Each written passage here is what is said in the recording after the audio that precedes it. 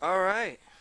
Welcome, everybody, to Dungeon Design. I am Blind Cleric, or as some of you might know me, Hugon Philander, from the Team X stream from at EatDrinkRoll.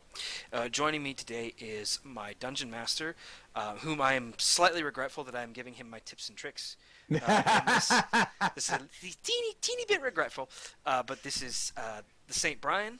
Hey crew, how's everyone doing? Yeah, and yes, this is going to be essentially an exchange of how best to murder your party.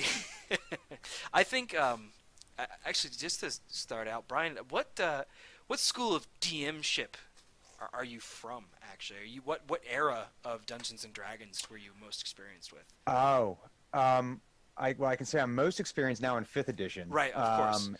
But I had the red box. Mm. I had Okay, so basic, old school, and then moved to AD&D, right? You played and D and D, and it was advanced. it Um, was advanced. And I think did man, in college we started to play, and I think that might have, let's see, that was 96. So 96 would maybe have been third edition. if we might have done, I forget which edition. Honestly, I don't know, but I do know that my I cut my teeth on when I was like 11 years old on the red Okay, box. so on the red box, did you actually DM or were you a player most of the time? Both. Yeah, Both. Okay, so you yeah. basically There was like three of us that played, mhm. so we basically we almost never got into the role play. It was all just roll a character and dungeon crawl. Okay, so Yeah. you are from that ancient of days style of DM ship, which is Hmm. fine. I'm not going to talk shit about it, but like it's a bit different. You would have to Yeah. agree than sort of the narrative approach to the game that's sort of evolved out of the grid-based combat system. Yeah, I would say that there's more options. I think there's still plenty of room for the good old dungeon crawl. I Of mean, that's pretty course, much what of Mad course. Mage's Tomb is. But Yes. I think, um, yeah, I think there's more. We're seeing more, at least popularized with Acquisitions Of Incorporated, course, of the new course. source book available sometime later this year.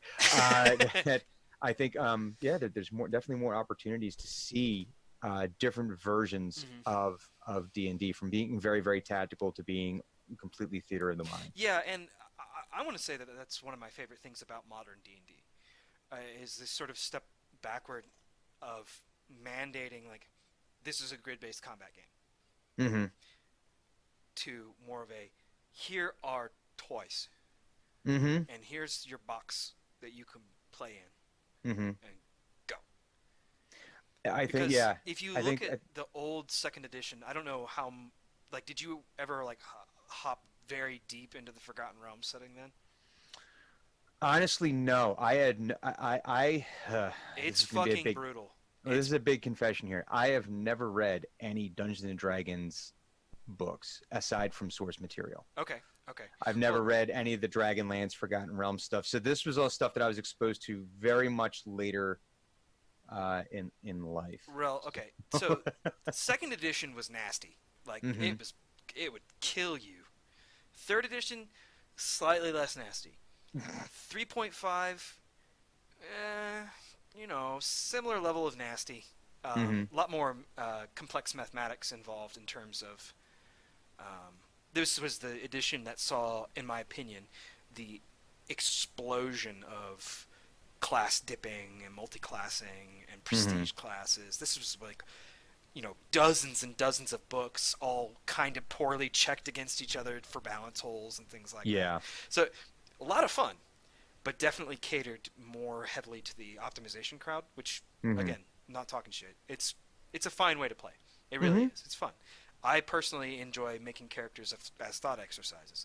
One of the things that I really enjoy about third 3.5 is the level of aggression that you can dump into the math and sort Hmm. of enjoy it that way. Um, but we are going to be, what I'm going to be doing today is I'm going to try to design a system agnostic dungeon. Hmm. I'm basing this off of a Pathfinder module, an adventure path called Mummy's Mask. This is Okay. from the first book. Um, to sort of background the first book of this adventure path, it's set in Osirian, which is essentially Pathfinder Egypt. Hmm. This is Pathfinder Egypt, sort of in the era of the traditional British expeditions to Egypt to find pharaohs' tombs and essentially rob them, Hmm. which that happens in Assyrian too, except it's state regulated. Um, and no, I know it's hilarious actually. The write up that I read, It's state regulated it is grave state robbery. regulated tomb robbery. It is exactly what it is, because Assyrian in the book at the time of this adventure is suffering very heavily from an economic crisis, Hmm. from various wars with Katapesh and the Taldans rolling in and basically jumping up at the club and being like, "You're mine now," Mm. and so that's kind of left. The Taldans have kind of departed from this because they've had to Hmm. contract their empire. Well, when they contracted their empire, they took all their business with them and all their gold. And so Osirian's like, whoa, oh shit, we're poor. Uh, uh, I guess all that gold that the dead aren't using anymore, I guess we can benefit from that. So essentially, what happens is the king of Assyrian, the pharaoh, I should say, is Hmm. like, boom, state regulated tomb robbery. You need Hmm. licenses, you have lotteries, you can bring this much out, you can you have to go through the proper channels or it's actual Hmm. robbery. So they basically legalized and began taxing the That's despoiling really of interesting. pharaoh tombs, right? Which Yeah. is really messed up, but also really funny and kind of cool of how they do it. Yeah. It is. Yeah. Wow.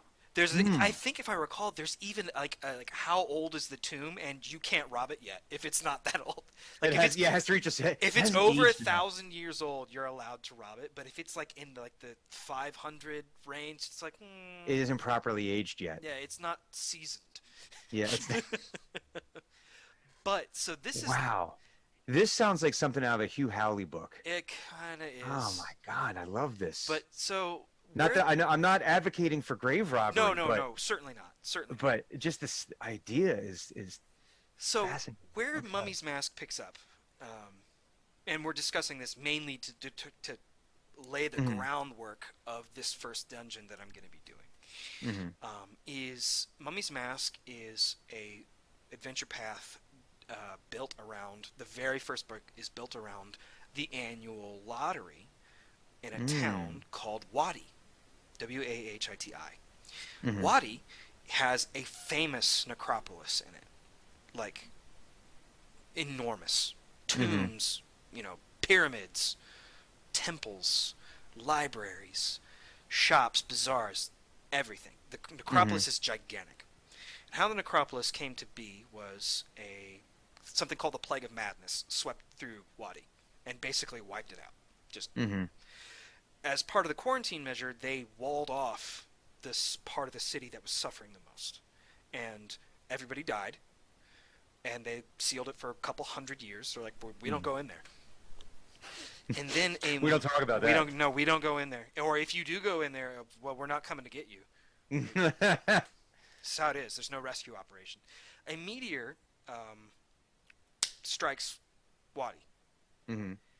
and it's pretty, or strikes near Wadi or strikes Wadi. I cannot recall. But the Church of Pharasma, which is Pharasma is the god of death, goddess Hmm. of death, and the wheel, and that kind of thing, wherein not the physical wheel, but the cycle of life and death. Yeah. She's a non-evil goddess of death, which is kind of nice, not having an evil one. There's a couple evil ones. She's not so evil, Hmm. but she's in Just charge. just it's a fact of life and it's going to happen and I'm it. She's in charge of apportioning out where souls go. When a soul dies in Hmm. Pathfinder, it has an apportioned place in the graveyard. Somebody's got a claim on your soul. If you are a righteous person, if your alignment is X, or you worship X god, your soul goes to the boneyard, and then it's sorted essentially and can be collected by your Hmm. god, so that you can go and serve your apportioned fate. So a meteor strikes Wadi or near Wadi, and the Church of Pharasma finds it, and it's carved with all these amazing integral spirals. Something about the quality of the metal lends its construction atomically to Hmm. spiral formations. And the spiral is a sacred symbol of Pharasma. And so they're like, oh, this is from Pharasma. They carve, because of its landing location, they carve a obelisk out of this meteor. It's pure jet black. Hmm. And they set it in the Wadi Necropolis. And they say, this place is blessed. This place has been blessed by the goddess of death. It's now a sacred necropolis. And so the Church of Pharasma is now in charge of managing the necropolis. Hmm. And that continues for a few centuries. And then this king of Assyrians like, oh, state-sponsored tomb robbery. And the Pharasmans are like, what the fuck? Because that's a crime to them. That's Hmm. like sacrilege to rob tombs. And so like they're like crossing their arms and shit and all mad and was like, we don't want you to rob our tombs. And then the pharaoh rolls up and he's like, well, you can be in charge of this, or I can wipe you from the face of the earth and I'll be in charge of it. So what do you want to do? And they're like, fine, I guess we want to exist. And so, Death. I mean, cheese. chicken. I'll take the chicken. God, fuck, cheese or cake or death? Yeah, cake or death? Oh, cake, I guess. I don't know. Wait. Cheesecake or death? Yeah, Hang on. cheesecake. Ooh, Suppose if you're lactose, it might be an easier choice.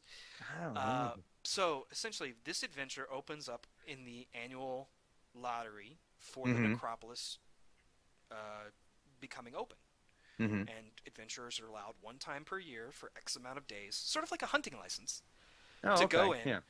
loot what they can, try to be as respectful as possible, Hmm. report back any sort of findings because the necropolis of Wadi is very poorly explored, even centuries down the line. Hmm. It's also filled with undead, like very angry. Like any good. Well, I mean, that's what you want out of your necropolis experience, right? Well, not always, but most times. I would mean, say. yeah. They There's a lot don't- of different. There's a spectrum of Pharasmans- what you can want out of Yeah. that, but I would think it's like you go to the fun house. You go to the haunted house. If you're not scared by the Did it do its job? yeah, exactly. And if I'm going to spend the time to get the resources and apply for the license and pay Exactly. the filing fees and schedule time off from work so I can, hey, it's necropolis It's season. Necropolis season. The funny I thing want is, the premium experience. the funny thing is when you say Necropolis season, that's an actual thing. It's like a 3-week holiday in the city where Which means sales, oh, big boost to the economy. major money. People come from all over the world to Mhm. Osirian during Necropolis season, during tomb Mhm. raiding season. And so people turn out for the shops, you've got street vendors, you've got bars, you've got adventurers guilds, you've got all this shit descending on this town of Wadi. And that's where the adventurers come in. Now, as you proceed through the adventurers go into Wadi and explore, and there's this huge long arc of cool stuff. One of the throwaway lines in this book is called the Archive of the Ibis. Now, Mhm. I'm not sure how familiar you are with Egyptology or ancient Egyptian. Assume I know nothing. Assume Let's you go know from that. there. There is a god. There's a huge pantheon of Egyptian gods, right? Mhm. I'm sure you've seen that at least. Yes. The representations of the humanoid with the animal head. Yes. You've got Ra with or Osiris and Isis, Osiris, Set. Hapshuet, Yeah. Serket, all those gods and goddesses. There's a shitload. Mm-hmm. One of those is Thoth. Thoth is the ibis-headed god. Mhm. He's also represented by a baboon, but Thoth is the ibis. Thoth is also the god of knowledge, of Mhm. law.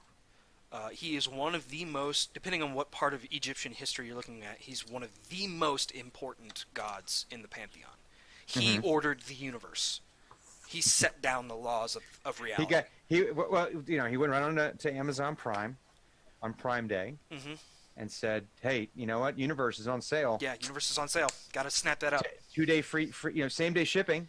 So he's, mathematics, writing, knowledge, Mhm. law, all those very sophisticated, civilized things. That's what Thoth is. That's his box that he exists in. And it's a throwaway line. The Archive of the Ibis is also in the necropolis of Wadi. And I was like, curious. My player at the time was worshipping Thoth. And I was like, huh. I wonder if what happens if I can make a dungeon experience for this specific cleric. Mm-hmm. Just and explore that. And then I got into exploring the like from the map, the overshot of Wadi, which I won't link because I copyright stuff. I don't want to stick with that. I don't want to get sued. Well, it's not that I don't want to get sued. It's just that I don't even want to really think about what involves like, hey, Pathfinder, I'm putting your shit on a stream. No, I don't want to do that. So I'm just not going to put it up there. But if you look at the scale of the map, right, as it displays Wadi and the Archive of the Ibis, if you measure out the grounds of the temple, it's the largest temple in the necropolis. It's massive. Like, according to my back of the napkin math here, the archive, the outer dimensions of the archive, like lengthwise, it's like 565 feet. And then widthwise, it's 435. So it's a rectangle, right? So it's absolutely gigantic. And then there's a temple in the center of that. So it's huge. Yeah. It's absolutely enormous. And it's just like this is the Archive of the Ibis. You don't ever go there. You don't even have to look at it. You may not even find it. And it's the largest temple in the necropolis. It does not enter into the adventure in any way, shape, or form other than like 2 sentences. It's And there. like a little blurb. Yeah. It's there. Go explore it if you want. We have no idea what's inside. And that is where this comes in. This Excellent. This dungeon that I want to design. So, without further ado, I'm going to start making some adjustments to, and I'm building this in Roll20, mainly because I want it to be system and location agnostic. I want what I build to be something that anybody can use. It doesn't have to be in a desert town. It doesn't have to be about Thoth. It doesn't have to be anything. It's just a blueprint. Yeah, you could drop it anywhere. If you wanted this to be a swamp temple of Sobek, it could work. You'd have to change like some of the flavor, but none of the actual structure. It could all work. You could turn into Mall Zombie Survivor, and it would work. You could. Maybe. I don't know. Probably not. I haven't seen it I was yet. going to roll with that one and just let you have that and disagree quietly and inwardly. And then judge me silently. Just judge you silently. Okay, so what we are doing in Roll20, Roll20 is a very powerful program. I like it a lot. I'm using the free version because I want to, make it so that everybody can access it. There is a paid version of Roll20. I like it a lot because it adds lighting effects, and line of sight, which you can, set up blocking lines that don't actually show up on the map. They're on the layer beneath. But if the character token that you have has a light source and it like projects light, it will actually block and make really interesting. It really helps determining, can you see that? So here's a question for you just about Roll20, because I've used the free version as well. If, let's say, for example, I'm the DM running the game and I've actually paid for the premium version of that, do all my players need to have paid for that as well in order to see that? Okay, No. so they'd basically If be logging in with my account. Yeah, for instance, one of my family games runs on Roll20, exclusively on Roll20. And Roll20 is cool because if the GM has the GM of the game has the paid package, all the players can experience that. Okay.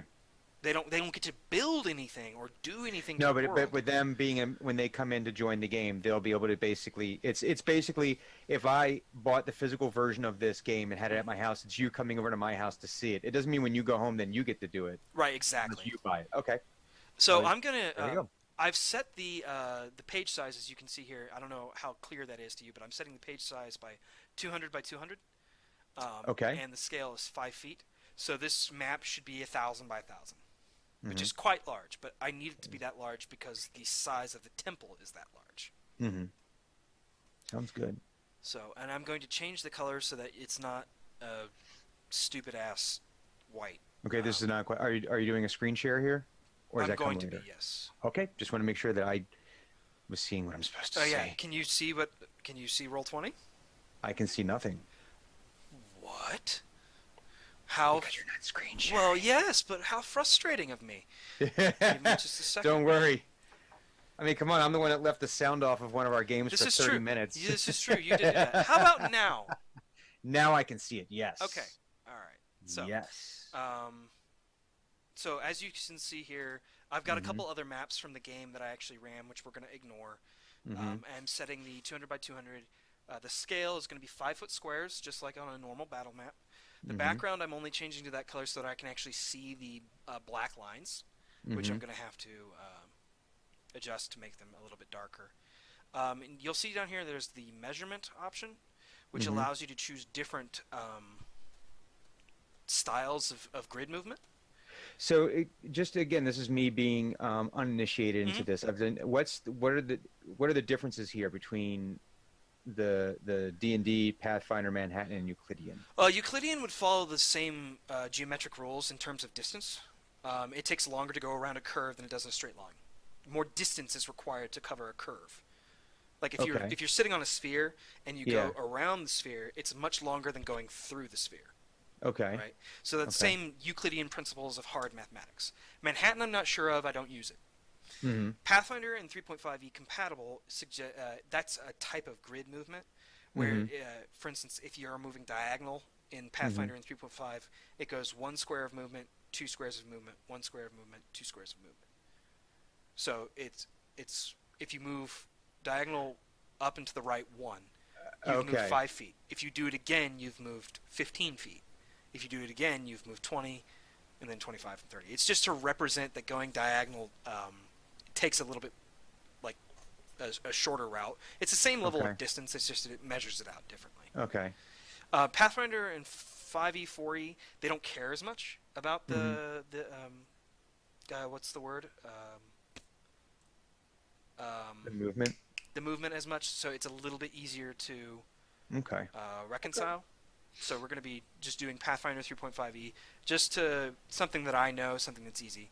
Mm-hmm. Fog of War we're not going to turn on because I don't want to fool with it. Right. Um, That's later. we're not going to add any sound files, so there's no music that's going to be playing on load. Mm-hmm. And then the color of these grid lines is going to be black, and the opacity is going to be all the way up. Enabled, bam, and then when I do maps with very large dimensions, yes, bam. Boom. So now you can see, and I'm going to close this and zoom out. So as you can see, the map is now enormous, Whoa. which is good. It's a big map. So we're going to zoom in just a little bit. So grid, yay. We all like the grid. Now there is a measurement option. So now because I know the measurements that I want to use here, Mm-hmm. I can tell distances now. Nice. If I zoom in a little bit closer. So can you see that arrow that I Yeah, mentioned? 65 feet or 65 feet, 13 squares. and then if as you see 15, you see what I was Mhm. talking about as it tracks diagonally. As opposed to being 10, 20, Yes. or yeah, I see. So it's actually making it. So I'm guessing in fifth edition that would be because I know the way that I've seen it mapped in fifth edition is basically if you're moving diagonal, it's 5 feet no matter what. It Mhm. doesn't matter what direction you're moving. Whereas here it's taking into consideration that it, God, you look at all know. this delicious map space. Yes. Okay, so what I am going to do now is I am going to try to center the map, rather the structure that I want on this map. Now, how I'm going to do that is because I know the dimensions of this map is 1,000 by 1,000, 200 squares by 200 squares. Mm-hmm. I can figure out how to get 565 out of that, which divides evenly, Mm-hmm. roughly. And if it's not perfect, it doesn't matter. Again, this is just example stuff. So, firstly, half of 1,000 is 500. If something is 565 feet across, that means there is on either side math. Let me do math. I majored in communication and English. I am not the person to help you That's with all right. this. I have a calculator. I have technology. So we're looking at a 1,000-foot square, 565 long. It's 435 divided by 2. So while you're doing the math, this is making me think. This was one of the big shifts, I think, when they moved to fifth edition was there was less math. Oh, Because I remember just the sheer depth of tables that were in listen. second and third I edition. picked the Just very first time, like when you said we're playing 3.5 or we're hmm playing fifth edition, and I was like, oh, cool.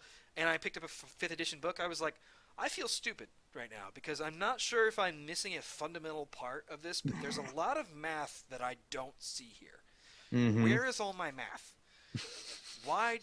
And like it took me. There should be more math Well, here. that's the funny thing is that like I felt like wait, why? I felt like things weren't being adjudicated correctly because there was such hmm a lack of math, and then I was like, how do I tell if this is a? And then it's like that's not really important. It basically spells it out, and I'm like, oh, Yeah, okay, I mean, if you want to get deep, I mean, they have enough in there. Um, but I think that was one of the drawbacks that kept people, and I'd say it even kind of kept me from being in the game and wanting to get too deep into playing was just there was so many tables for everything. right, And first of all, that was um, uh, before I realized, again, this is going on pretty much when I'm watching Perkins run hmm the Hack Inc. games that the DM doesn't have to know everything and doesn't have to and you don't have to use a table for everything. This was back when I was like, no, if you got to use a table for everything, it's way too much and encumbrance doesn't even enter into there is zero encumbrance it's mentioned, awesome. and I love that Yeah. because it was always like, oh god, I don't want to have to calculate this, so we're just not going to play with it. And people and Now, I ended up switching to vampire because it was like, okay, D10 easy yeah. done. See, and like that's a valid system of thinking. That's fair. hmm That's fair. I don't want to put up with the fucking encumbrance. I don't want this to be granular. I don't hmm want it to be. I want it to be fun. Totally fair. And not to say that granularity isn't fun. It's just not hmm fun for everybody. Yeah, if So that's the game you want to play, it's there. But what I think absolutely what great thing about fifth edition was that they made that adjustment for people who might never have played because it was like, oh god, charts. It's like right. no, make a character and play. Right. So Yeah. okay, as you can see, I've measured out to 215. Now it's not going to be exact because you can't measure half squares. Mm. But so I know it's a little bit obscured, but the 43 squares representative of 215 feet. So I'm going to mark with a very bright and hurtful eye color the appropriate point where I want to start this. And we are going to just pick a. Pink is pretty bright. Yep, pink is very bright. Line. Oops. Why did you. Oh, it's because it's green. Pink. You want pink? Hmm. Oh, it's because it's so thin. That's why. And you got a big map. Yeah, I got a big map. That's okay. Uh, let's actually freehand this. Pink. Bam. So that pink marker represents hmm the outer edge, the outer left edge of where we're going to be starting in terms of the temple. hmm The temple grounds. This isn't even the temple. This is the grounds of the This is temple. just what you first see. Right. And I actually I have an absolute like papers of descriptive text as well that we'll get into later.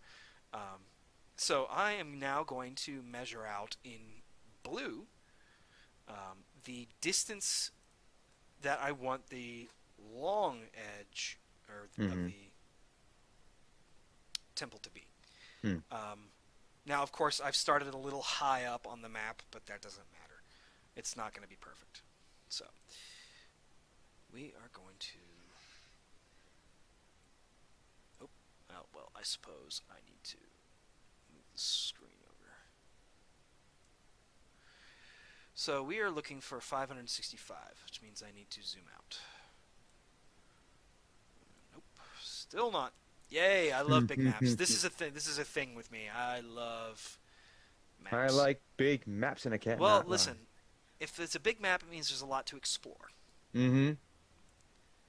So I am still not Oh, zoomed hang in. on, I'm going to grab this for you then because this. Don't spoil anything for us. No. This is I'm not going to get anything deep. Where is it? Ah.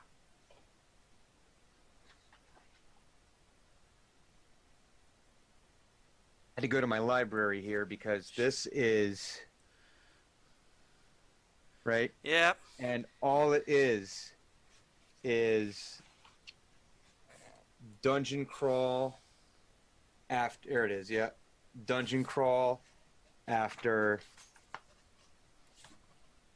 dungeon crawl. And I mean, obviously, there's a lot of role playing elements. You can definitely get into this, but when you look at the table of contents for most of the books, all this, every chapter, there are 23 chapters, 24 if you include Skullport, which is why I'm not going to open this too deeply, Mr. Valander. Hey, And you and I are going to leave it there because you know exactly what I mean when I say that.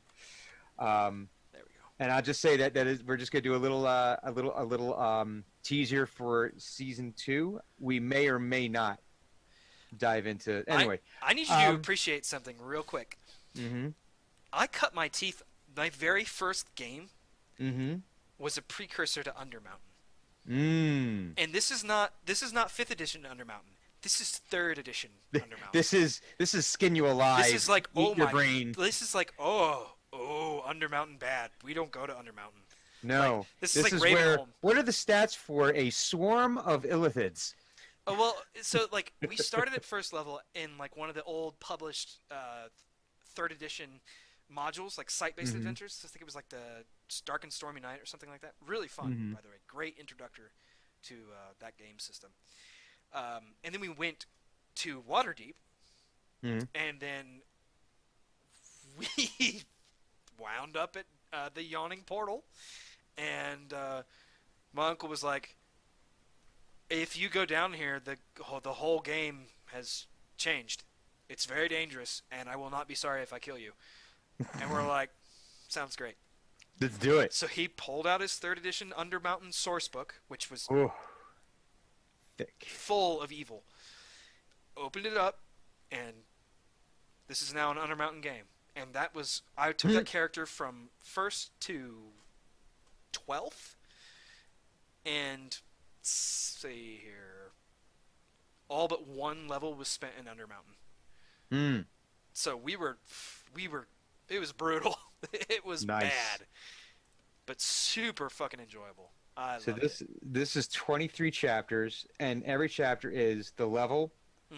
Good. For example, level 16, Crystal Labyrinth. Yep, I know about that. We And then never made it there, but I know about it. What dwells here? Crystal Dungeon, Stardock, Aftermath, and then it moves on to the next chapter.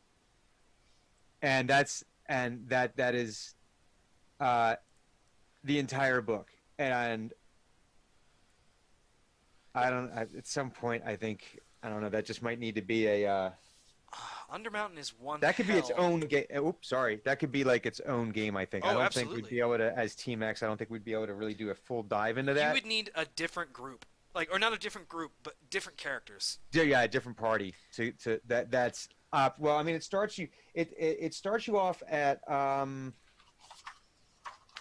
I think it recommends, because the idea is that you go through Dragon Heist level 1, and by the time you finish Dragon Heist, you're level 5, which makes you gives you the ability to then start running Mad Mage's Tomb, Right. or Dungeon of the Mad Mage, and then it it actually gives like suggestions like for like permanently locking off doors before someone's the proper level. It's like almost like old school Nintendo, you know, like nope, you're not ready. Yep. No, you go down there, you're gonna die. You are going to die. So that's a bit of an angle. Yeah. Not sure the angle of the dangle, but All right. So we are going to measure out 435 feet. go. 87 squares. Bam. So that is the width of this. And so it's going to be rectangular, and it doesn't perfectly match what I wanted to specifically do for it. But, you know, again, this does not need to be dedicated to Thoth and all of his Thothiness. This is just going to have aspects of that because that's the area in which I encountered it. If you don't want any of this crap, wipe the slate clean. That's the thing about Dungeons and Dragons. Yep. You Okay, hit so the we're gonna erase zoom in button. too far. There it is. Nothing is carved in stone except for the Except for stone carvings. potentially stone carvings, and Except even for then, they could be cardiac columns. even Oh then, wait, do you know about even cardiac columns? even then, stone shape. Yep. For our statues, not stone. For our statues, not stone. Did you watch any of the Nope, acting capes I over the have weekend? No. not, and please don't spoil it. I have not seen any of them. All I know is that now Clues messaged us last night and Dren wants a gun. Of course, Dren once again. Dren always wants a gun. Dren is like guns. We're gonna make this small. There we go. Much thicker. So this is just like the courtyard. This is just the outer, and I'm doing it in pink because it's much easier to see on this green background. Mm-hmm. So, that is representative of the size of this thing. Mm. It's big. Mm. It's quite large. Now, Quite large. quite large. Now, so in the center of this, roughly, is a temple. The Mhm. temple itself is 125 feet wide by 315 feet long. Mm. Its maximum height is 45 feet, and its minimum height is 35 feet. I'm trying to think of it. So is this like a temple that looks like a pyramid? No, and that's curious because it specifically mentions that it's not a period. If you've ever Mm. seen, I'm trying to think of something that would be coterminous to our lives. Did you ever see the Mummy with Brendan Fraser? Oh, so long ago. Okay, the Mummy, like the thing that is cool about the Mummy is that they're never in a pyramid, Mhm. ever. They're in temples, and temples are these, depending on what era of Egypt you're looking at and what location, they're generally square, Okay. and they have flat roofs, Mhm. and they kind of have the sloping upward and inward walls, usually done in like something Yeah. white, Okay. and like Ptolemaic Egyptian. Obelisks Yeah, around. occasionally. Ptolemaic Egyptian stuff had Greek columns or Ionic columns, things like that. Mhm. So this is actually representative of a square temple. A Okay. temple that is basically Yeah, a I can. cube. I'm getting a good like hieroglyphics carved in. Mhm. Okay. And so what I'm going to do now is measure out and math out where that would be central-wise. So Mm. this is a 1,000 by 1,000. So we are looking for... Yes, it's great. Okay, so this is a 565 foot long, or 435, I should say. Oh, too much. Yeah, too much. Too much. Shit, go back. Shit, go back. There we go. Okay, that's fine. So that's 435. So we know this thing's dimensions, so we can find center pretty easily. So we're going to do half of 435. And again, you don't have to do the math on this. I just like it. Because that's the kind of person that I am. 200. So when you're drawing a dungeon, is this kind of like your typical process where you think very geometrically? Like, Yes. what is your thought process when you? When I'm designing a dungeon, everything falls into usually Euclidean shapes. Like Mhm. to start, like I start with a square because that's Mhm. easy to represent on a paper. Squares Mhm. would be the game is based on squares. Movement is in squares. Distance is in squares. At least in 3.5 in Pathfinder. Yeah. You know, so boom, squares. It maps to a battle grid super easily. And then inside that, I do other things. So because this is a temple, which means it was built by people with the civilization, it's Mhm. a temple of a god of rules, laws, writing, math, things like that. It's going to be right angles. Mhm. It's going to have right angles. So that's based on what I am trying to build. Like, for instance, if I were on the Sargoth level in Undermountain, Mhm. Sargoth level is primarily caves with some rooms carved out on them. Mhm. And there's just the River Sargoth, and there's Skullport, and all that, right? But it's very organic. Caves have been carved by time, water, creatures, or they've been blasted out with disintegrate spells, that kind of thing. It everything is possible. It's just for this specific thing and these specific grounds, Hmm. we're going to be approaching it from the aspect of right angles. So it doesn't necessarily have to be squares, but Hmm. even on like something that's a natural cave system, I start with a square and then go from there. And usually hand draw or something like that on the actual cave or tunnels, Hmm. just because it's um, makes more sense than having straight lines in non-constructed tunnels. So 217 feet is what we're looking at. So we're going to do 215. 215. Where'd it go? Oh I no. accidentally messed that up.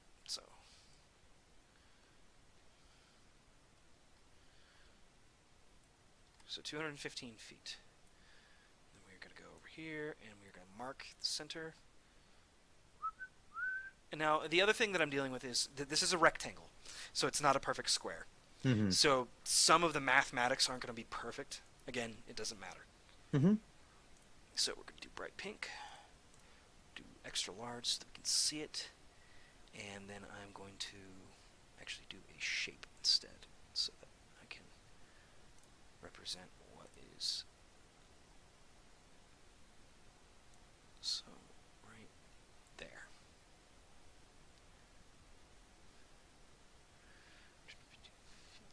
Okay. So then we zoom out. And then I go to do the long side and find the center of that. So the long side is 565 feet. 565, so 250 Ish, yeah. plus 15, so 282. 265. That was close. Yeah, 282. So, because again, we can't do halves, Hmm. we're going to just Can't measure go out. halvesies. Can't go halvesies. We're going to measure out 260 feet. 260. Oh, shit. 45, 60, 52 squares. Okay. Zoom in. Oh no. Nope. Oh, there it is. Yep. There it Now, is. can you imagine me doing this on graph paper? Because that's what I used to have to do before Roll 20. Was like set out just reams and reams of graph paper and go from there. I have to start there, even now. Really? Okay, that's Yeah, fair. That's I totally have fair. to. When I thoroughly enjoy the process. It is. It's Um, meditative. but for some reason, like Roll 20 right now on my current computer does not run great. Which, for anyone who knows my history with technological leprosy, over the course of the last year, this should come as no surprise to anyone. So I find that I need to actually just start, but I just, for some reason, I need to start drawing something on paper, and Uh-huh. then I'll start drawing it in Photoshop or something like that. And I find then, okay, then I start building it out and adding things and seeing how things play together a little bit and Right, right, right. changing it. But I have to start. I have to start on paper for No, it whatever makes reason. perfect sense. It makes perfect sense. Just I guess it's because that was the thing as a kid, right? It was just, Mm-hmm. oh, I'm going to draw a dungeon today just for fun, Mm-hmm. you know. So it was sort of the same deal. Okay, so as you can see, we now have our reference points, our X and Y. So Hmm. bam, bam, and then we can draw a line from those reference points. Oh, I'm gonna be an asshole about this and just do it with a triangle. Oh no no! I'm so happy you're doing this. Why is it? You're the fact that you're using a triangle to do this makes me happy. So 370 feet.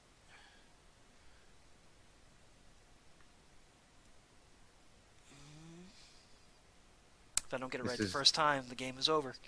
this is definitely scratching my technical drawing itch. And I am definitely definitely 100% putting my hand on my screen to mark the square.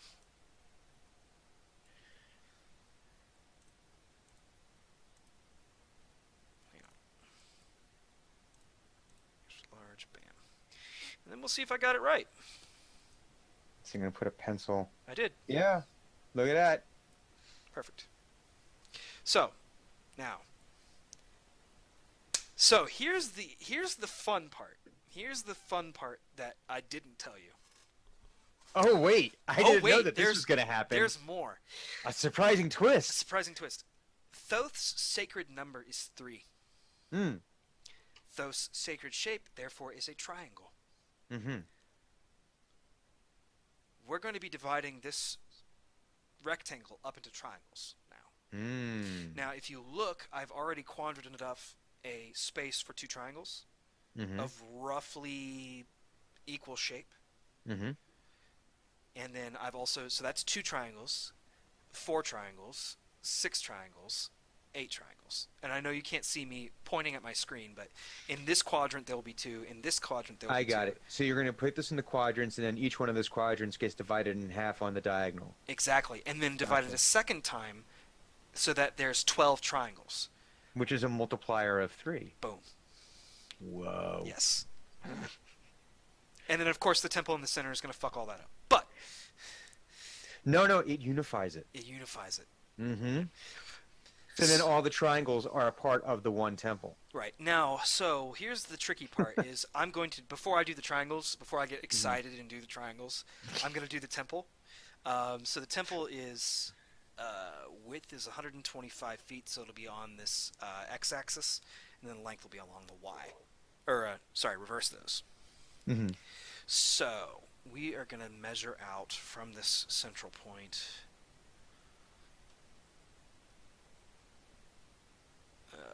315 divided by 2, because we're going to measure from the central point is 100.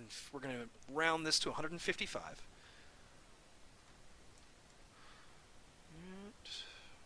Right like that. Yes. Bam. Draw shape. Green. And I know that could potentially be dreadfully boring, but I don't care. No, I think this is. For one, I think you got some folks with ASMR who are going to love this. Yeah. Myself being one of those folks, so, Yeah. so I'm definitely all about that. No, I think it's oddly calming to watch a dungeon being drawn, but also to hear. This is like the whole reason why we tried and I failed to do after the game was Which we're gonna fucking succeed. Oh, we We're absolutely gonna are. succeed. DM Irish was amazing. She gave me some cool ideas. But this is the kind of thing that I think is awesome. An awesome aspect of the game is doing this part Right, of architecture. And it's also useful. Yeah, Dungeon design is intimidating. it can be. Let's be perfectly honest. It's not something that's easy. There's a lot of best practice that people are going to try and fling at you, right? And that Just draw. Well, yeah, but some people are, because they're showing it to people, they're going to want it to be nice and things Yeah. like that. Now, the one thing that I find annoying about Roll20 is that it doesn't have a good print function. So I can't. Well, let me ask you this: can you export it in any kind of file format? I haven't tried. Hmm. The most bass-ackwards way that I can think to do it is print screen. But in this, it wouldn't work because It won't. it'd be so tiny. Exactly. See, what would be nice if there was a way to export it, then you could just move it into Photoshop. And then what would be, if you really have the ability, you find out not a printer, no, a plotter. So for the folks, I'm sure there's some folks that would watch this and say, I know exactly what that is. So for the folks who don't know the difference, the plotter that's basically what blueprint and architectural and technical drawings are printed on. Usually, like if you're doing ACAD, if you're doing AutoCAD work, that's going to be printed on a plotter. We had one of those in high school for the technical drawing class. I'm jealous of you. My high school was shit. We had, there's property values were very high in Medford. So therefore, lots of property taxes. So therefore, the schools had lots of money. So the technical and mechanical drawing classes I took, we had access to ACAD. God, you suck. But it wasn't just ACAD. It actually had the digitizer Shut where up. it had, you know what I'm talking I about? rebuke you. No, Your childhood was much cooler. uh, well, no, because this is about it. This is all we had. But it had the digitizer that had the mouse. So if it was the mouse that had the little copper coil in it, so that way, as you're over certain parts of this giant board, part of it would actually work on the screen, but other parts would activate different parts of the, whatever mode you wanted to use. So That's we cool. did some pretty cool drawings, but then you had to then print it out on the plotter, Hmm. and it looked gorgeous. But that's how the teacher, Mr. Pullen, who was an amazing teacher, one of my favorite teachers in high school. I was on the swim team with his daughter. His daughter was super cool, but he was an awesome teacher. And but this is what he would look for, and you could see where if your lines were doubled up, because even though everything was perfectly on top of each other in on the actual screen and it looked fine, when it printed out just a slightly bit heavier, and he'd catch you on that. So yeah, that was yeah, so yeah, but this is the kind of thing that would be awesome where you could then print this thing out on a plotter and have it take up the entire table, and you could do some. You could have Now, maybe it's just me, but this looks a little uneven. I think that's entirely possible, but yes, it is skewing to the left. just a hair. Hang on, I'm gonna tell you because I think I can see. I'm gonna do this the old-fashioned way, but I'm not gonna do it with a pen. I'm gonna do it with a pencil. Just gonna count bricks here. Okay, it's a little off. Yeah, so you need to just by like a little bit. Hang on, I can fix this. One cool thing about Roll20 is if you're drawing with shapes. You can just pick it up and move it. Well, it's picking up everything. You just picked up the entire courtyard. Is that in the same? Hang on. Is it actually in the same layer, right? Yeah, hang on 1 second. There we go. Okay. Control Z. Yay! Let us rejoice. Now, so what I'm gonna do then is, because I want these shapes to work correctly with each other, I'm going to zoom in and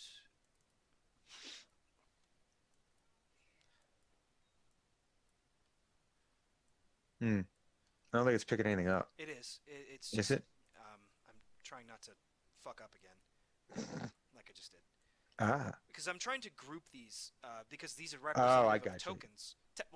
Tokens. Ah. They're each a separate image. They can be grouped. So what I'm trying to do is, firstly, hang on. Let me zoom in, and I'll send this giant square. To hell. No. No, sorry, not to Wrong. hell. No, Wrong. You are rebuked again. Again with the rebuking. I'm going to. Hang on. It's because we're working on such a large scale. It's saying. So we are going to ungroup. We're going to send to the back. Okay. So now the giant square is in the back. Mm-hmm. This is where I make all my mistakes with layer management. I just started doing pixel art, and it's killing me that I keep on forgetting to do new layers. It is layering in this can be a bitch. It really can, because you're working in strictly 2D environment. Mm-hmm. So if you mess up your layers, it can be a huge pain in the ass. So I'm going to zoom in to front. So it looked like when I was doing my measurement from the outer edge, this area, right from here to the square on the inner edge is about 110, and from here it's about 145. So it needs to go for about just a couple squares. Yeah, not much. Because we're working in increments of 5. Okay, let's try 15 feet.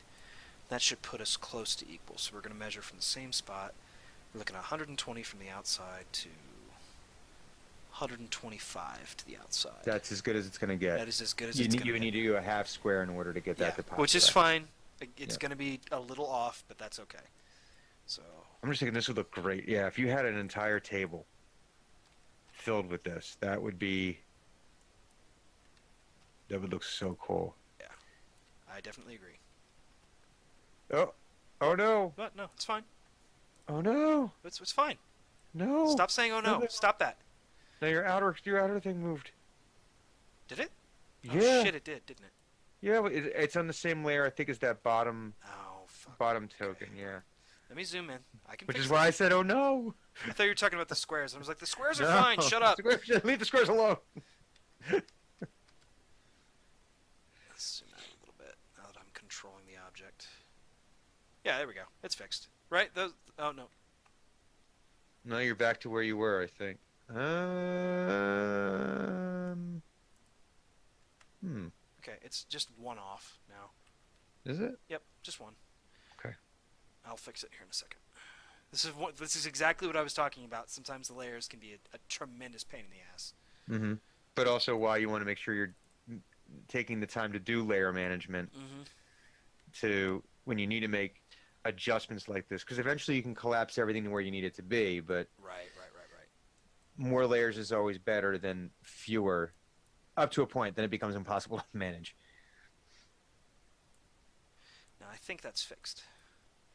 Yes, it is. Okay. So again, this is not going to be perfect. It's not Mm-hmm. going to match up because we're dealing with odd measurements and a rectangle for one. Mm-hmm. So this also kind of throws off our triangle plan a little bit. Now I think up and down we're okay. Mm-hmm. I think. I'm pretty sure. Only one way to find out. Only one way to find out. So from the outer edge here down to it's 140, and then 155. So I can go up. If you move it, Yeah. yeah, if you move it down I actually. one square, Yeah. if you moved it down one, it'll go to 145 to 150. Again, that's probably as close as you're going to get.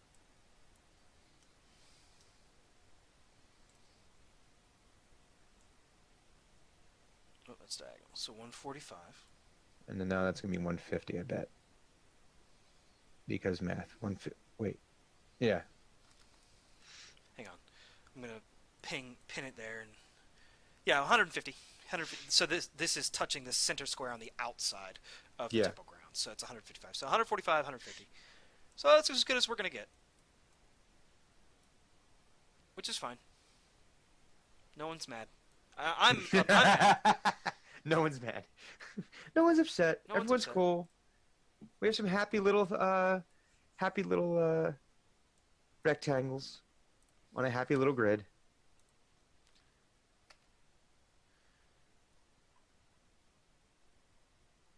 That's something I could watch. Bob Ross doing dungeon design. God, that would be funny as hell. And we're gonna put some happy little Happy little mind orcs. flayers. And we're gonna have a goblin riding his shoulder because everybody needs a friend. Just because he needs a little friend up here. Okay, so we are now. So these are the dimensions that we're working within. Mm-hmm. So the question now becomes, is how do we want to break up these triangles? Real. Is it an optical illusion that your tokens on the top and bottom of the inner rectangle are not aligned? Oh That yeah, just the not- top one up here is no longer aligned. No, not no. I mean in the inner one. The inner square? Well, let's find out. Yeah. Let's find out. They are aligned. Okay, it's just an optical It's just illusion. an Then. It's because this Yeah. top one's off. It's throwing you off. Yeah. Oh, I need to.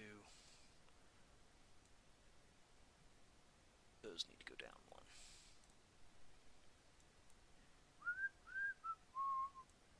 Okay. Bam.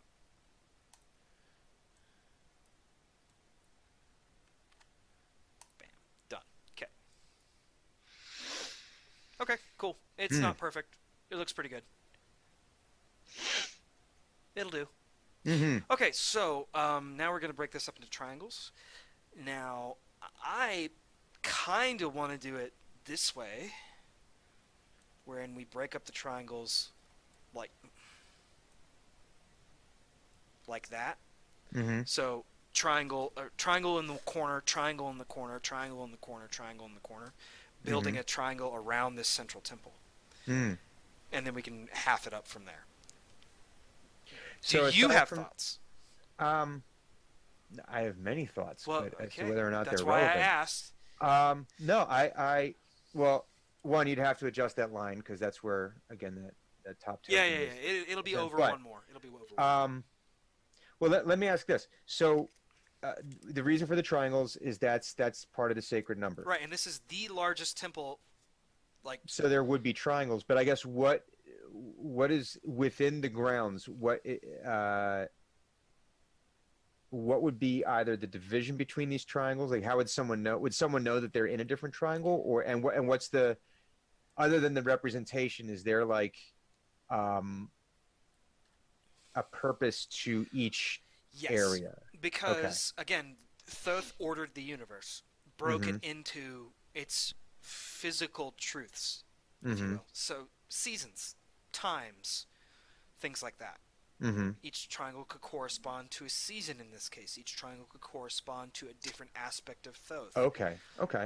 One triangle may be recessed into the ground to represent an amphitheater for Mm-hmm. scholarly purposes. Another might be raised, Okay. you know. So So, okay. I and like it. again, it's all window dressing. It's One all could window be dressing. like just could be like a row of hedges, that.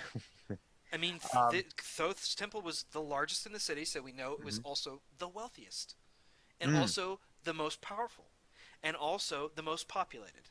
This triangle is divided off from the rest by ferrets. Potentially. Um, no, Potentially. I like that. So I'm going No, to. okay, okay. Well, I do have a question. No, I do have go, a go, question. go. Yeah. Okay. Would there be any advantage from a theological Thothian point of view Uh huh. to having the triangles be equilateral triangles as opposed to isosceles triangles? Yes, that would be true. However, No, they couldn't be. Never mind. given the dimensions, that's not possible. You're right. Never mind.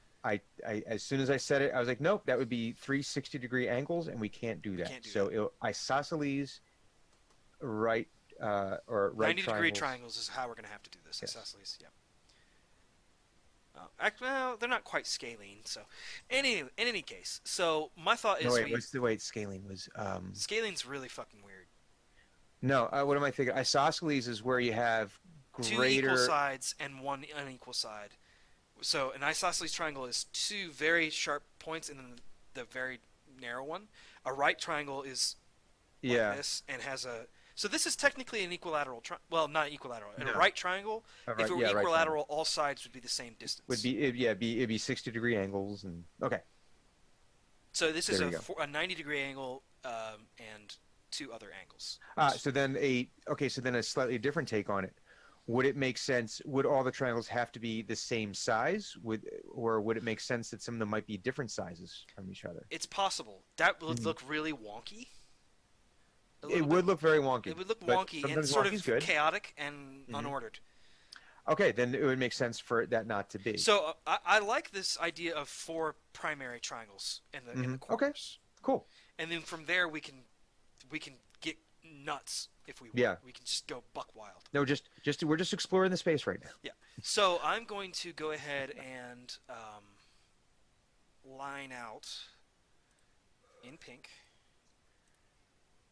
the specific sector triangle that we want. Hang on, Zoom just kicked up a message. Oh no, we're good.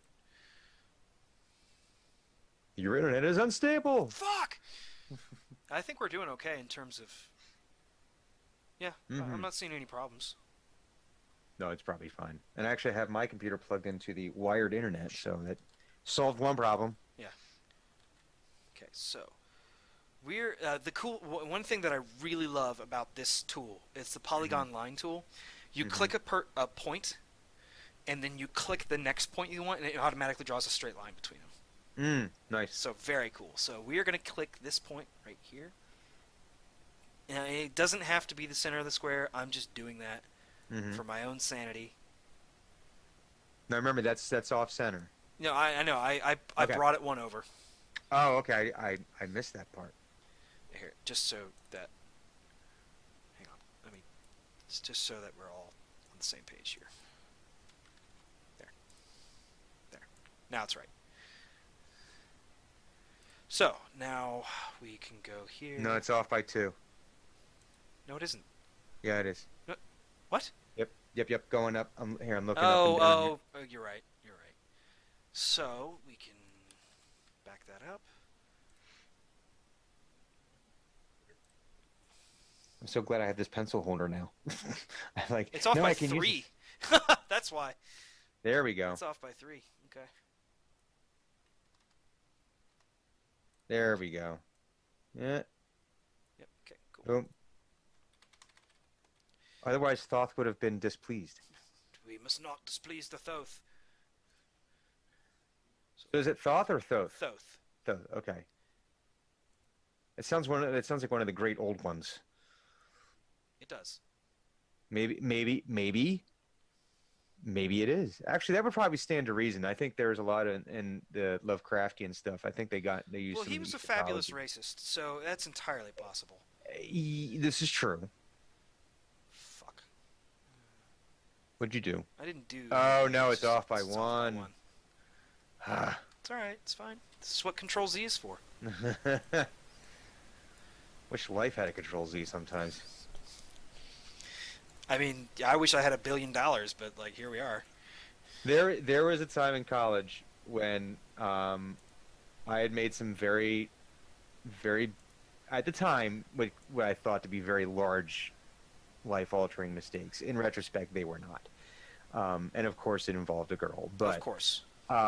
it was like man, I like was driving and saying to myself that I really wish life had some kind of save feature, like for Final Fantasy, Uh huh. where you just go back to your last save point and redo it when you realize that, oh crap, I entered into this one particular battle completely unprepared or didn't do whatever. And but yeah, that doesn't happen in real life. No, So it doesn't. you have No. to live with the consequences of your actions. No.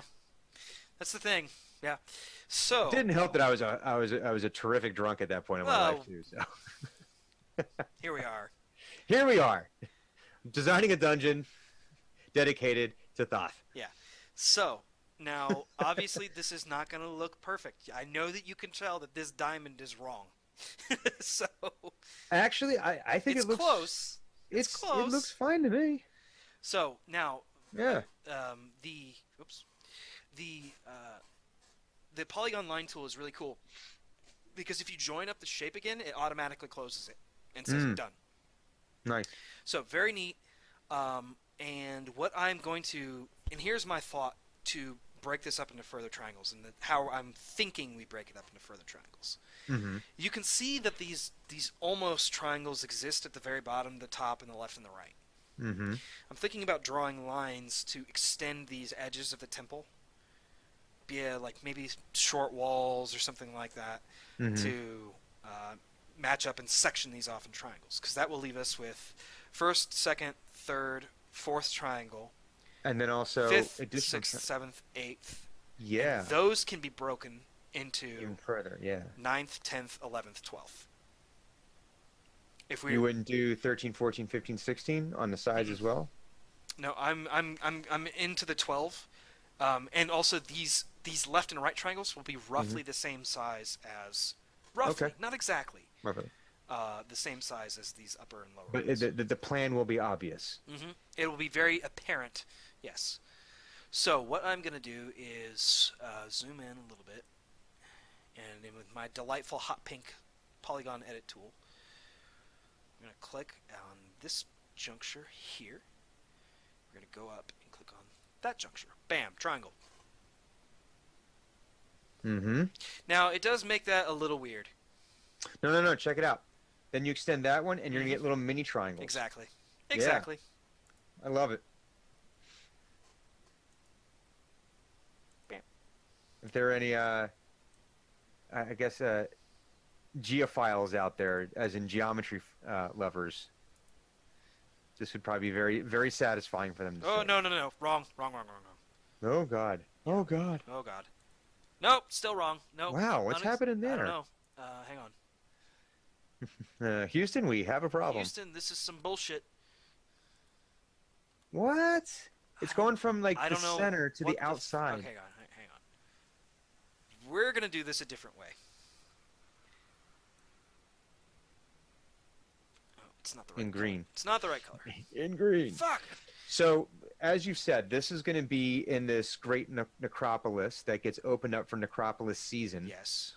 Um, and your inspiration was you saw this on the map, but it was never developed. It was just this huge area. Yeah, That was it's just kind this of like. massive, massive temple in And my, go ahead. I'm sorry. this not quite the center of the necropolis. Yeah. And it's like, what is going on over there? Like somebody drew that ticket. Mm-hmm. Somebody got the "you hit the Archive of the Ibis" ticket, right? Mm-hmm. So, but as you've said, meteor hit. This whole area has been long since abandoned. Yeah, and the Now, meteor hit wasn't like a world destroy. It was a small meteor. no, and it affected this one area, and that's obelisk. Okay, so what kind of encounters? And you mentioned the undead. What kind of encounters would you, or would there be any encounters at this particular level of the temple? Yes, absolutely. And what that's going to be determined by is, well, not necessarily determined by. Again, it can be anything you want. Mm-hmm. It truly does not matter Mm-hmm. what particular environ that you've chosen. Any Mm-hmm. encounter is fine here.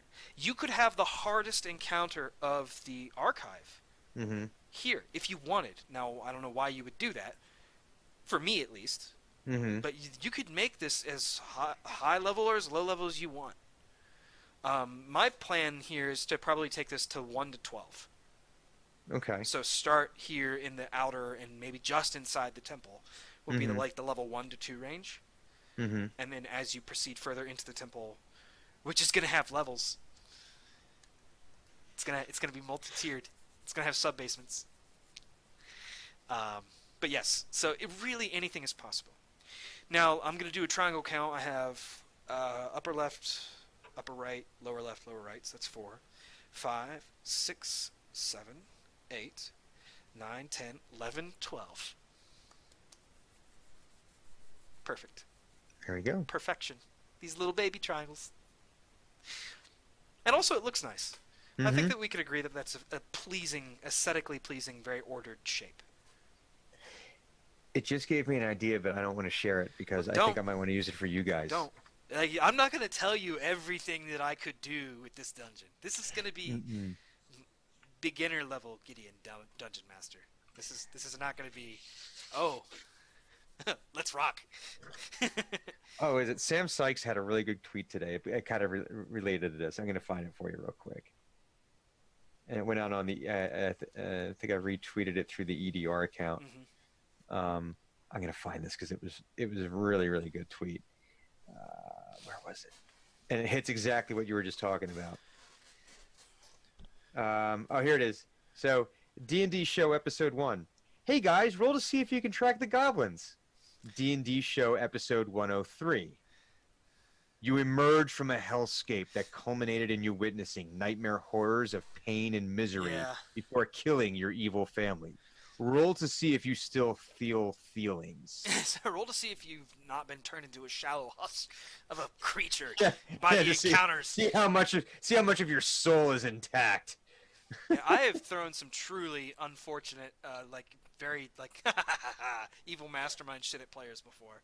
Yeah. Like, Well, this is no, the I'm fun not going thing. to tell you. I'm not going to tell you. It'll That's be a okay. surprise. It'll But be a this is the fun thing, surprise. though, is that you guys. So this is the highest leveled party that I've ever DM'd with Team X. We're fifth.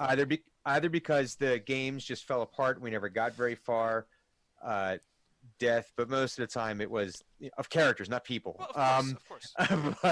But mostly it was just because we got play, and then you get distracted, and before you know it, it's been forever, and you didn't play again. Right. But we're finally at a point where I can start throwing some interesting things at you guys. That's the Yeah. best and also the worst moment for a DM. Yeah, Because it's the best because it's like yay, and it's also the worst because like shit, I just killed everyone. Well, yeah, that's where I'm tapping the gas because it's kind of like we're driving. Before we were driving the 4-banger, where for the most part I knew what the limits were. I could pretty much floor it, and it really wasn't going to do anything. Hang on one. Okay, you second. guys got a little bloodied, but in the most part, all the monsters It died. looks like and- we're frozen on here, and I have no Oh. idea for how long. well, are we still record? Guess we'll find out. I mean, like our cameras are frozen, which is Hmm. strange. Is it still recording audio? It says recording. Okay, well, we'll find out. Maybe I've infected you with my technological leprosy. Maybe. I mean, I've got So, 30 FPS, so but now I have. whatever. Now we're driving basically we're driving a Mustang now. So now I can't floor it the same way. I've got to tap the gas. I've got to work the clutch a little bit because a little too much. If I don't do it enough, it's going to stall out and it's like, oh, okay, nothing happened. But if I do it too much, then yeah, oh, TPK, which we deal with. But but no, yes, Oh, some I fun know. ideas because now we've got your character is a walking chipper shredder. I mean, it's not We've got exactly a chipper shredder, but it's damn near close. it's pretty close. Remind me to send you those tables at some point in the next Yes, week. yes, I'm I looking keep forward to forgetting that. that. We've got. I was gonna message you about that. But I was I driving do to have the work the other tables day. done. It's just I keep moving them around or changing them, and I keep forgetting. We've got Thunuk, played by the Viking Goat, who, as a very peaceful character, has still been throwing people around, and because he's got Shillelagh, which is overpowered in He's the best possible way. He's been pretty righteous in terms Yeah. of combat. It's just like bap, except Mhm. his bap is like. But it fits because he plays this half giant He's fearball like no. character. He's like Yeah, hitting people with a exactly. newspaper and just like. And then you've got Drenmai Gemweaver, who can just zap things. So It'll be yeah, good it's times. fun that I can. It'll be very good times. I'm very much looking forward to the You know what season I'm looking premiere. for? I'm looking forward to making your life very difficult with this OMS thing that I'm planning. Like, hey Brian, would you like to make me 30 or 40 NPCs, please? You know, I will gladly, Yeah. gladly throw a horde of something at you that we have to start using crowd control well, it's tactics. not. It's. I don't want to use them as like a deploy. I just like maybe send them on missions. Maybe do things with them at a certain point. Maybe train them in levels in fighter and rogue. You know, maybe some ranger in there. We'll see. That kind of stuff. It's gonna be good. It's gonna be good. If I can't remember, is leadership a feat in 5th edition? I I don't think so. don't think it is. Not to my knowledge. And if I remember, so this was going to be what you named the city guard, basically the Pinedale Well, guard. okay. There's the city guard, Yeah. and then there's my folks. Oh, the ones you like selected out. The city guard I might like grab city guardsmen and be like, "Hey, you look like you could be more than just a cop. Why don't you come over here and actually make something of yourself?" So we're getting into like the special ops people. It's outcome management and solutions. So yeah, Oh, tell me, Tadell Swift is going to be a part of this. of course. Why wouldn't she? She's a child, but that doesn't mean she can't be trained. Oh my God, I can't. I have to roll a sheet for her. Yes, you do. I do need to roll a sheet for her. That makes me so. That fills me with so much joy. Why It wouldn't really does. Tadell be part of this? Tadell was That was such. It was Tadell was such like a, the point in time where he was like, man, these people are gonna get themselves killed.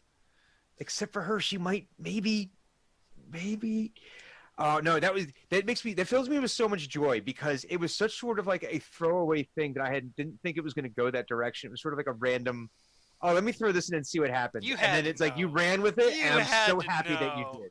You No, had no, to. I seriously didn't. It was more like I thought, okay, he's just gonna brush her off later, kid. I'll show you a couple basics. Not like, wow, he actually cares. And it's like, no. Hugo might be a bastard, but he's not a bad man yet. Or rather, he's floating in the continuum of bad person. Like bad But person. but as we've yeah, started okay, to kinda okay. explore them, he's a bad person, but for the very right reasons, because someone needs to be the bad Somebody person. has to be the monster. Yeah, If nobody's going to be the monster, it might as well be him. yeah. Sometimes you have to call Godzilla. Listen, yeah, He destroyed Tokyo all those times, but sometimes you have need a that- little Godzilla. You've got that book, the Mad Mage book. Oh, yes, I do. Okay, so in Waterdeep, I don't know how much about Waterdeep that book goes into, but there's this. Hmm. I think it's called the Grey Watch or something like that. It does not mention. Does it mention the It Grey might be Watch? in the. It might be in Dragon Heist, but Oh man, I might have to look at that. Oh, in hang on. third Let's see. edition, and second and third and 3.5, and I think Yeah. maybe some fourth too. Waterdeep had basically a special forces unit Hmm. called the Grey Watch. And Waterdeep's Grey Watch were the people that they sent in when shit had hit the fan so hard that they didn't care about civilian casualties anymore. Wow. There's a frost giant on the Grey Watch. A fucking, like, 15th level fighter frost giant. That Is they're this just where like, go. Force? Is this where Force Gray came out of? I don't know. I thought Force Grey was Star Wars. No, no, no. Force Gray was Matthew Mercer's offshoot game for Storm King's Thunder, if I remember. I'm not sure. Um, yeah, Force Gray was one of. It was separate from critical. It was like sort of like a sub thing of Critical Role Mm-hmm. that he did, where they did one season like at a studio. Then they did. I think they wrapped it up at a gaming convention. They might have done a few, and then they did a second season because that's when Joe Manganiello came in. Mm-hmm. I started running that with him. But what was interesting was that it actually that particular game was set in the same Ak Inc. because they followed right after Ak Inc. blew through. So if you remember, there was a game where they attacked a cloud, or they infiltrated and attacked basically a cloud giant's Yeah, I fortress. remember that, yeah. Force Gray came in like right after him. There's actually pieces like the aftermath of what like Yeah. Jim and Viore had done. Like Yeah, they countered bodies. yeah, the thing about the Grey Watch is like the Grey Watch shows up when literally, well, it's already so bad, might as well get in So there. it's the part of Cloverfield where they decide to nuke Manhattan. Pretty much. Except, well, Like it's like a 12-team nuke. It's a 15th level frost giant. I think one of the Lords of Waterdeep is on the team, and they're a wizard. oh One of the Jesus. Mass Lords. Assassins, you know, clerics of like not insignificant power, and they Mm. roll in and they end the threat. This is the level 20 party. This is the This is the level of you need to be careful. Like evacuate or the else. Grey Watch is literally one of those things that they put in there. Like if your party gets too powerful and starts fucking with Waterdeep, send these guys after them. Nice. It's a built-in don't fuck with Waterdeep. Nice. Oh, I need to get my hands on Dragon Heist. I don't know if it's in there anymore. I don't know if it's in there, but it was in the older edition books. And One way to find out. I'm uh, going to find out go right find now. out. Go do that. Gray. What was it called? What was it I called? think it's called the Grey Watch. I don't know. Gray Watch. It's not the Grey Warden. It's not Dragon Age. No, not that kind of watch. It got. I started getting all like actual like timepieces. Hang on, I'm gonna look it up too. And because The- our video doesn't seem to be working and it's just capturing audio. Okay. There's Force Gray. Force Gray. Force Gray. Forgotten Realm. Oh, maybe. And this is in the Forgotten Realms wiki is really really Yeah, good. yeah. Let me see here.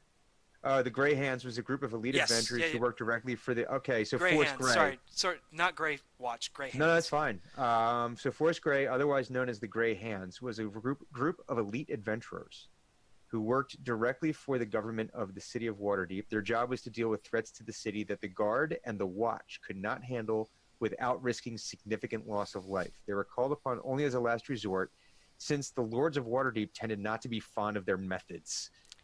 And their method is, oh, there's a problem. I guess we're gonna end that problem and damn the casualties.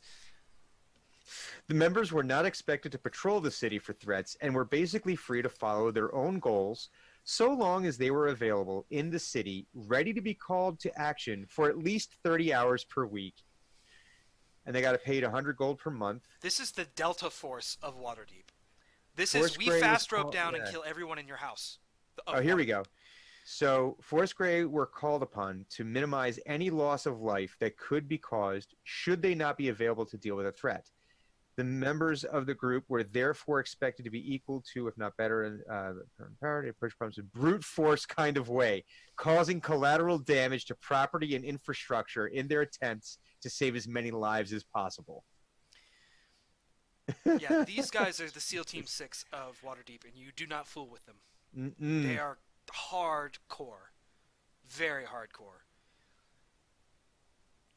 I'm looking here. So they have a listing of the different characters, background.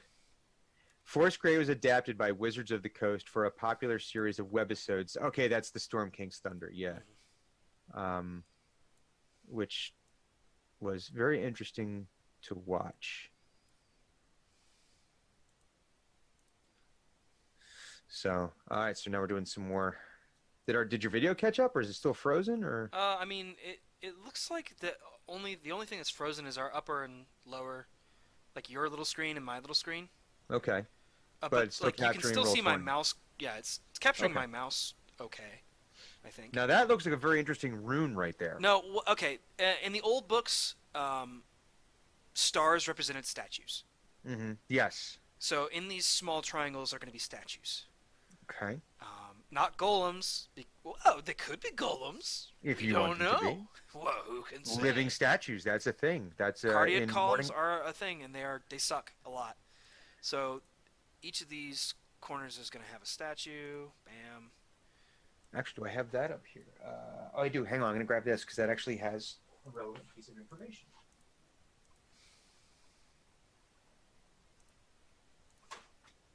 Hitting my library again. That's fine. Okay, so this now is out of Mordenkainen's Tome of Foes. Yep. And shoot, where is it?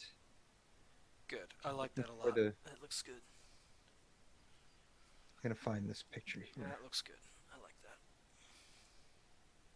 It was under constructs. That's what it was. There we go. That's creepy.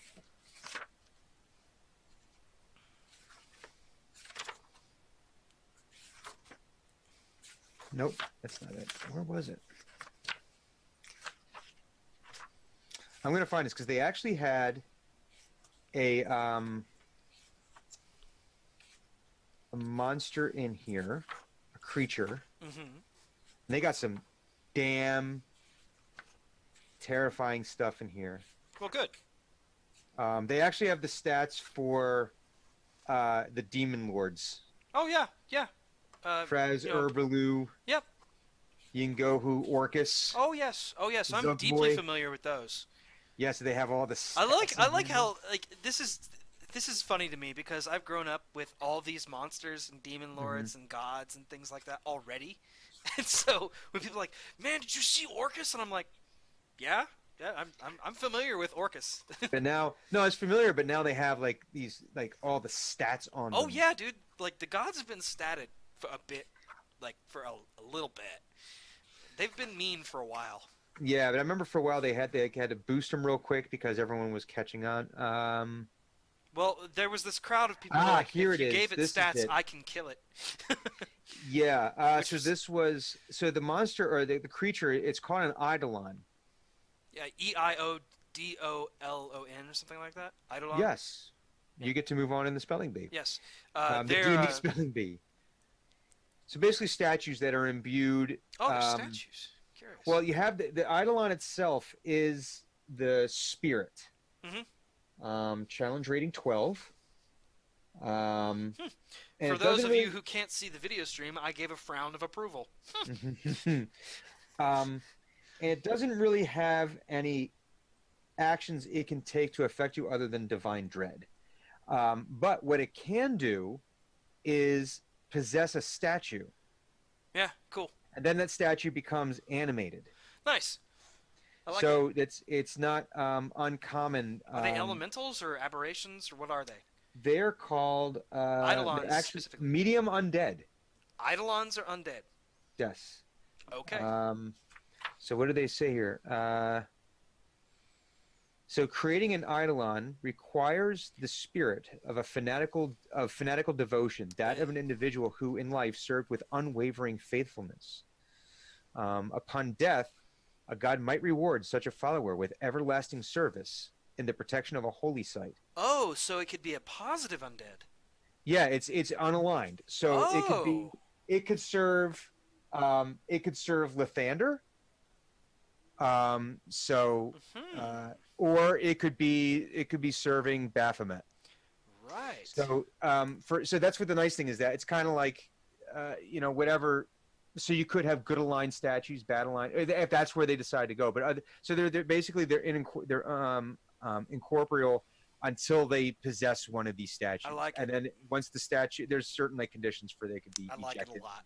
That's Yeah, really cool. yeah. Oh, there's some fun stuff when I went through Mordenkainen's, and Man, there is some fun, and I'm yeah. one thing that I liked about the old editions before all these monster books came out was like you Hmm. had a monster manual book series that was like literally that thick. Yeah, It's like 1, 2, 3, 4, 5, and then when Pathfinder came out, it's like, well, we can do better, and they had like 7. yeah. Like, look at all our monsters.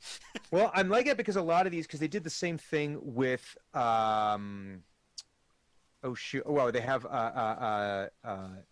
Volo's Guide to Yes. Monsters, Xanathar's Guide to Everything. Right. But the cool thing about all of this, what I'm liking what they're doing with the new books, as opposed to the old ones, which pretty much just became stat block after stat block. Right. Again, Of this course. goes Of back course. to our discussion before about the role playing.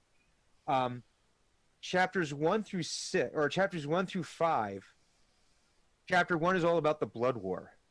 Chapter Good. 2 is so it's all about demons and Yeah. Oh devils. yeah. Mm. Then chapter 2 is about elves and drow. Mm. Chapter 3 is about dwarves and Duergar. I'm The gonna chapter raise my 4, hand here yeah, and be that dude. I hate Drow. I cannot stand them. I have never found them to be an enjoyable enemy race. I have never enjoyed any of their really. lore. I cannot stand Drow. I hate them So so so much. you hate them as it like even if they show up in a game. I'm taking notes as a Well, dungeon master. I see when like for instance Chris Straub, right? He plays Yeah, a Drow, yeah, except that he doesn't, right? He yeah. plays a really bizarre warlock who happens to Hmm. be elf-blooded. That, in Yeah, my opinion, the yeah, yeah. Drow of my mind have never, like in Forgotten Realms in second, third, fourth, fifth Hmm. edition, have never made sense. They're this underground, chaotic, evil society that somehow has a very rigid matriarchy Hmm. and also like very strict like rules and like Hmm. your chaotic evil society with rules. Like the Drow that I've always run in terms of when I DM, Hmm. Drow are maggot white because there is no sun underground, so Oh, they that's shouldn't be coal black. yeah. The only thing about them that's black are their eyes, if they Hmm. even have eyes. Mm. They are cannibals. Okay. They consort with demons Hmm. in multiple different ways. And they have no society, no beyond tribes. Okay. They are horrifying, Hmm. horrifying creatures. And God help you if they ever make it to the surface. Mm. So Like, they're closer to like the Reavers from yeah, Firefly. they're Okay. bad news. Okay. They're not these like, oh, I am Yaralax kind of Yeah. Frenchman, which Yeah. that's a fine way to play that character. Jarl Axel. Yeah. I don't mind that. Again, like I'm not saying that like everything that everybody has done with Drow is bad. Yeah. No, I get Most it. of it is trash, in my opinion. Well, they so I think in every incarnation we've seen them up to this point. I'm not played. I think in literature, Yeah, as far as like source books go, it's pretty one dimensional. It's okay, Drow are evil, it's not even unless that it's it's one dimensional. unless it's Driz Duerden, Shut up, right? or I rebuke you. It's not even so much that they're one dimensional. It's just that they're just poorly written. They've just Yeah. always been poorly Well, written in I my think they get into it a little bit in Mordenkainen's where they flesh it out a little bit more. The same Mm. thing they flesh out dwarves and the Duergar. The dwarves and the Dwergar I can get behind. The Yeah. Dwergar makes sense. Like they make sense. Like Then they get into Gith and their endless war. Gith and the Githzerai and the The Githyanki. Githyanki and the Githzerai, yeah, and then they have the halflings and gnomes, and then it goes into the bestiary.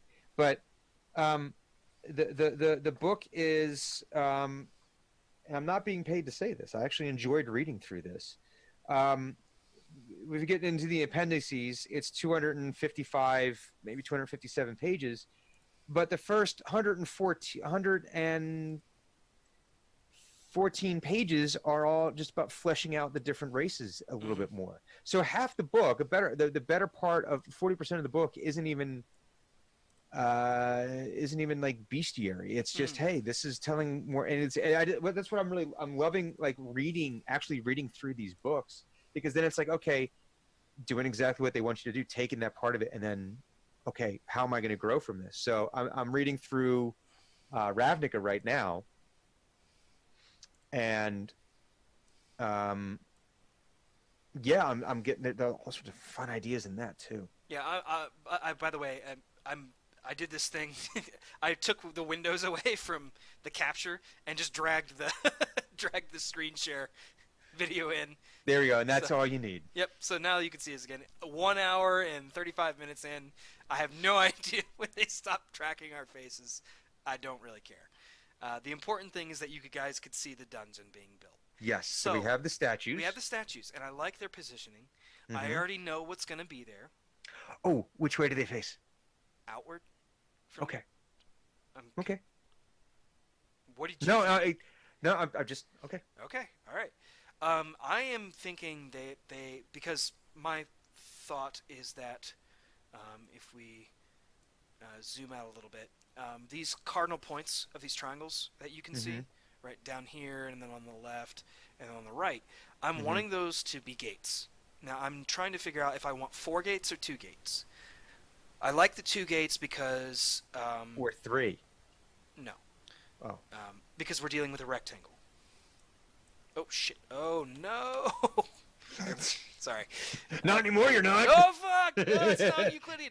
So okay, do you see how these points come in, and there's a lot of directional lining happening here, Hmm. where it's like pointing, and this comes down into a point at this square, Hmm. and how these lines are pointing, and the statue's placement facing outward, Hmm. like in this in there it is, in like this direction. So if they were facing that way, that makes a lot more sense gate-wise, right? Hmm. Yeah. Now it doesn't match the sacred number stuff, but we've got 4 statues. It's an even number, 2 gates. Yeah, okay. It turns into 6. 6 is divisible by 3.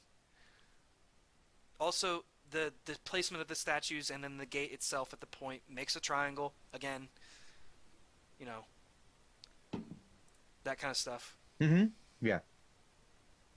Um, so that's my thought. I think that we ought to put the gates there. So I'm gonna draw those out real quick. I'm gonna use the hot pink, and I'll probably the next episode um, will. Oh wait. Oh fuck. If we're gonna do measurements, we gotta be accurate here. So sorry. Hang on. How big is this triangle? This triangle is 185 feet, and then 120 feet. So this gate should be like that. 1, 2, 4, 5, 6, 7, 8, 9, 10,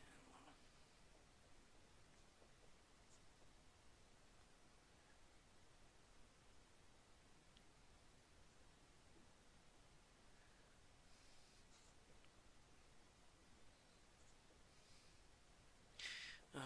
Oh damn it! Oh no. Oh no. 35 feet on each side. That's how big the gates are going to be. Yep. Again, this is the. Oh. I mean, they're not going to be 35 feet wide. The structure of the gate Ah. is going to be that big. Like the external, like the archway Right. Right. that defines it. And then okay. Because man, again, this is the Yeah. Temple of Thoth, the Hmm. largest, wealthiest, most populated, most well respected in the city. Hmm. Based on the map alone, it's the biggest. So Yeah. um, so what I'm gonna do is I'm gonna measure out 80 feet, right like that, and then I'm going to draw a shape. Oops. God damn it. Stupid thing. Draw shape. Bam. Pink.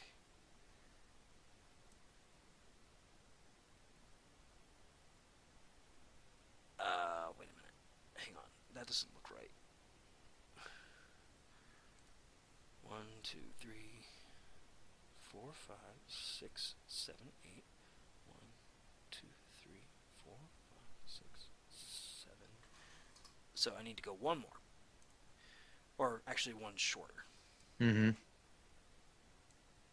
Bam. Boop. Done. Right there. There. So then we copy,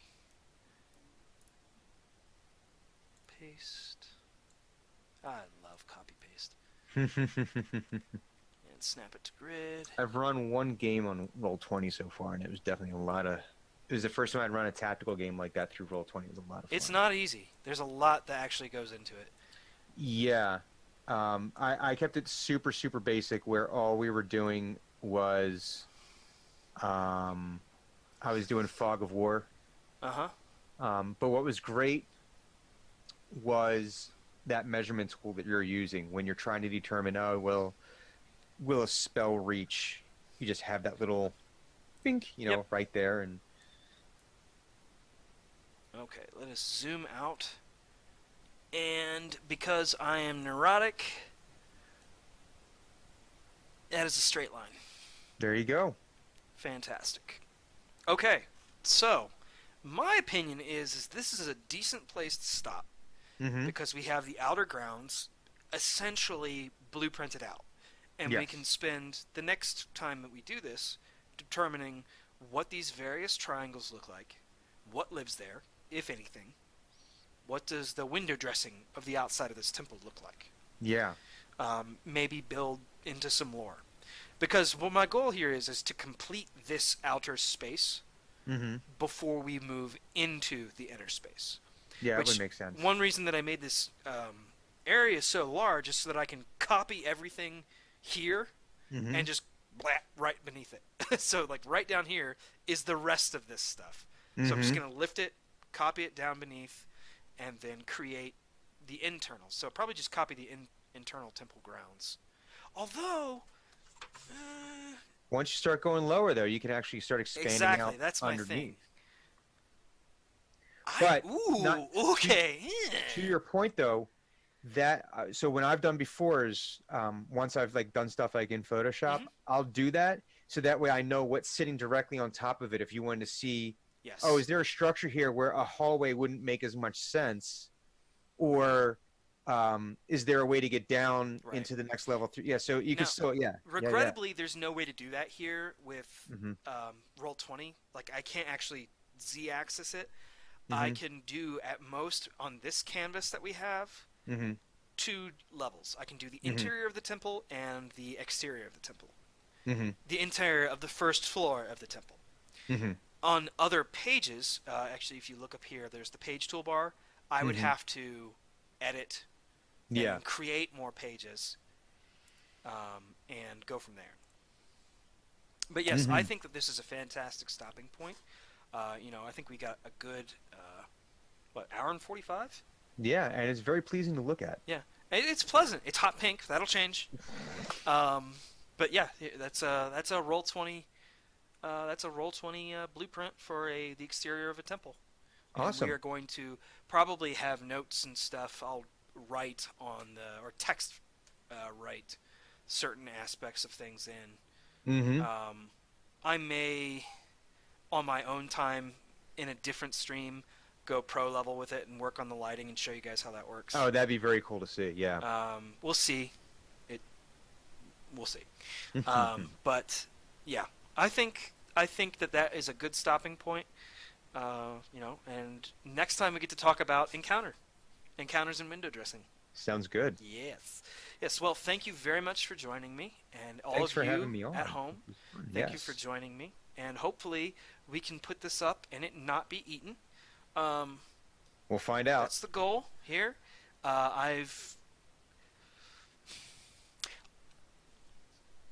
I don't know where this is stored on my computer, actually, now that I think about it. I don't know where this is saving to, or if it's Eh, saving at all. we'll deal with it out when we get off stream. Oh, shit. Don't worry. I think Okay. I know where it is. Okay. All right. Well, thank you again for joining us, and next week we will get into the encounters that may happen on the grounds of the Temple of Thoth. Yes. And for those of you who are listening to this through your favorite podcasting service, Sunday, the 27th, is the season 2 premiere of Team X. We're hoping In which very much that shit you'll gets join us. real. Oh, it's going ladies to and be gents. awesome. It gets real. All right. Bye, y'all.